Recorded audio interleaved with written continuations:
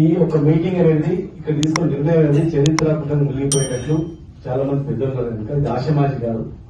100,000 meeting పెట్టినాం, ఫోటోలు దిగినాం, పేపర్లు వచ్చినాయి, స్టేట్మెంట్ ఇచ్చినాం, అన్ని అయిపోయింది. ఎంత బెదిరియాలి అంత బెదిరించడం అయిపోయింది.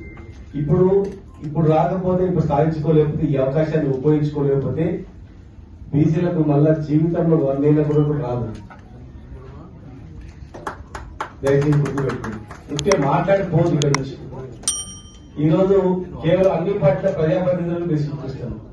అంటే రాజకీయ ప్రక్రియ నాకేమనిపిస్తుంది అంటే 9th డిసెంబర్ ప్రకటన, తెలంగాణ ప్రకటన వచ్చిన తర్వాత వెనుకకు పోయింది.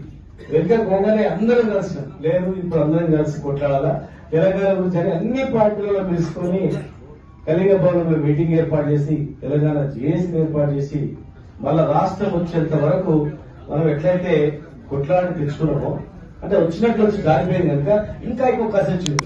ఒక్క దెబ్బ పడితే వస్తుంది రాదు.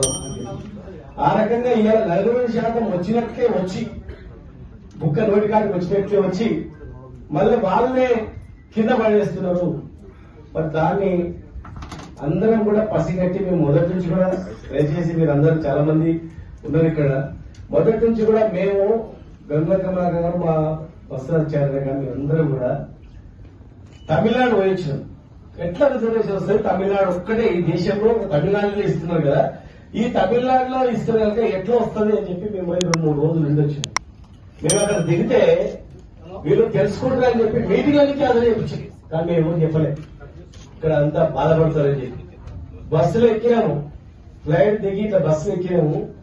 బస్సులు ఎక్కగానే మేము ఆతుత పడుతున్నాం, ఏమేమి అడగాలి, ఎక్కడెక్కడ దిగాలని.